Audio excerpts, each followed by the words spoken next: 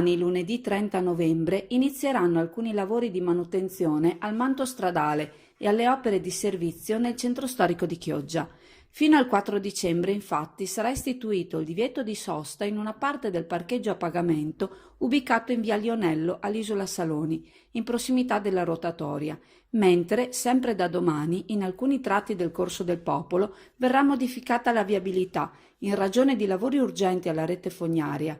Queste modifiche avranno luogo fino al 18 dicembre prossimo.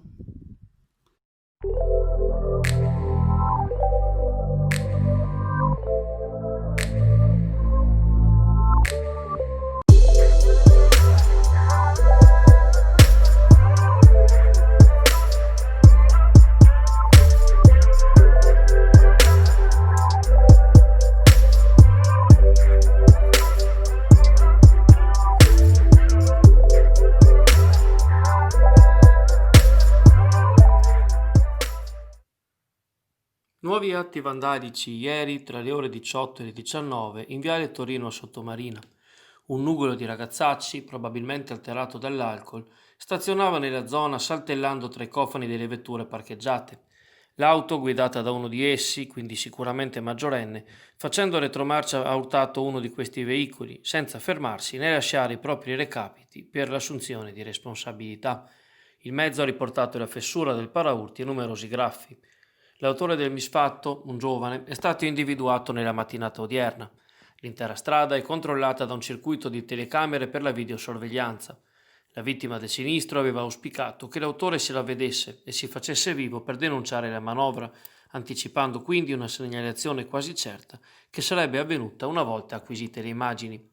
Queste ultime tuttavia saranno utili anche a individuare e identificare gli altri giovinastri dediti a un divertimento così insulso.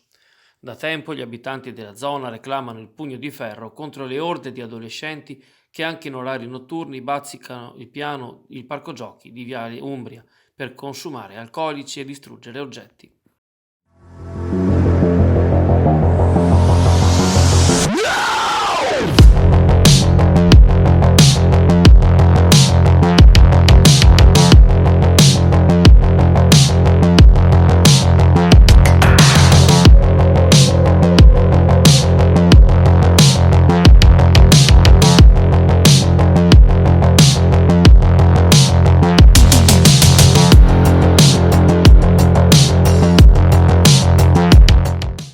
Inizierà domani mattina, lunedì 30 novembre alle ore 9, la seduta del Consiglio Comunale di Chioggia chiamato ad esprimersi attorno a 22 argomenti.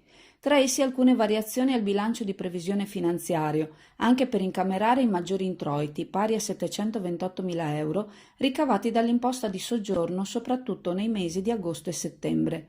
Sempre in tema di bilancio, i consiglieri discuteranno l'assestamento generale, il riconoscimento di debiti in seguito a una sentenza del TAR e l'approvazione del bilancio consolidato per l'esercizio 2019. Dopo la manutenzione del verde pubblico in seguito alla tromba d'aria del 15 ottobre e l'affidamento alla partecipata SST del centro di sbarco dei molluschi a Punta Poli, l'Assemblea valuterà gli ordini del giorno presentati dai consiglieri di opposizione. Segantini e Montanariello pongono l'attenzione al degrado di Canal di Valle, mentre Barbara Penzo solleva la questione dell'assenza di un'aula studio in città, nelle more dovute alle restrizioni sanitarie che coinvolgono anche la Biblioteca Sabadino.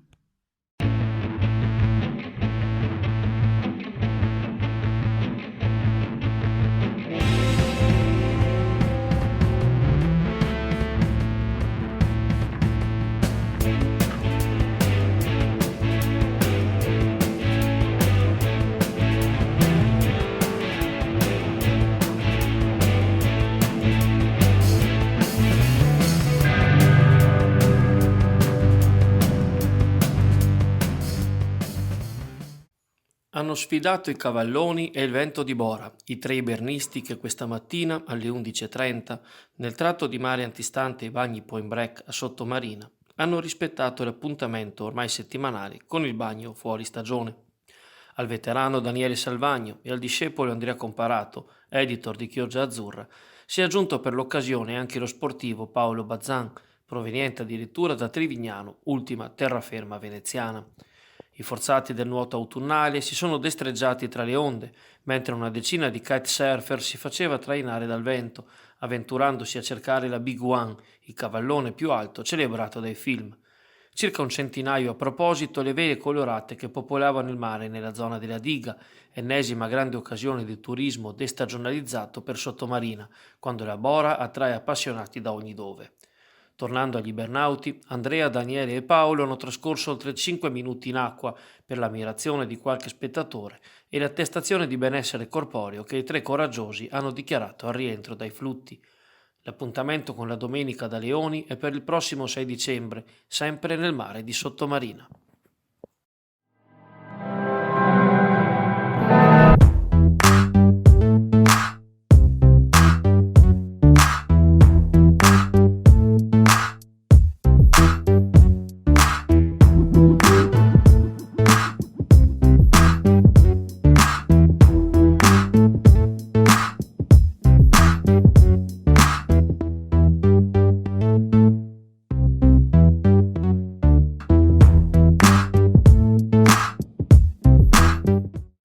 L'artigianato veneziano fa squadra e si sposta sul web.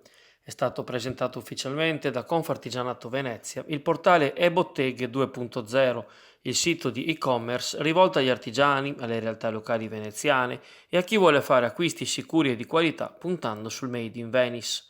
L'idea era nata lo scorso aprile, in pieno lockdown, da una conversazione tra il commerciante di ortofrutta Marco Scarpa e l'informatico Marco Zigliotto, già creatore dell'utilitissima app per gli oculari dei vaporetti Kebateo, un negozio virtuale per offrire una vetrina digitale alle attività artigianali e di commercio di vicinato, messe ancor più in crisi dalle defezioni turistiche dovute alle acque alte straordinarie prima e alla pandemia poi. Un progetto che ora raccoglie più di 20 realtà artigianali dell'isola, altre 10 sono in procinto di entrare nel network e si offre come reale alternativa anche per gli acquisti di Natale, da compiere comodamente da casa. La particolarità di ebotteghe.it non sta solo nella selezione dei negozi storici d'eccellenza presenti nel portale, ma anche nella narrazione che li accompagna. A disposizione dei clienti c'è non solo l'oggetto, ma anche un racconto esperienziale delle modalità di creazione e produzione dei manufatti artigianali. Tra i prodotti acquistabili online su ebotteghe.it si possono trovare oggetti di design, gioielli, stampe, occhiali, maschere, oltre a caffè e cioccolata, e per ognuno si può scegliere se riceverlo direttamente a casa o ritirarlo in negozio. Un'idea veneziana per provare a opporsi alle sempre più drammatiche chiusure delle realtà artigianali locali che assieme allo spopolamento della città d'acqua vedono il tessuto sociale dell'isola impoverirsi sempre di più.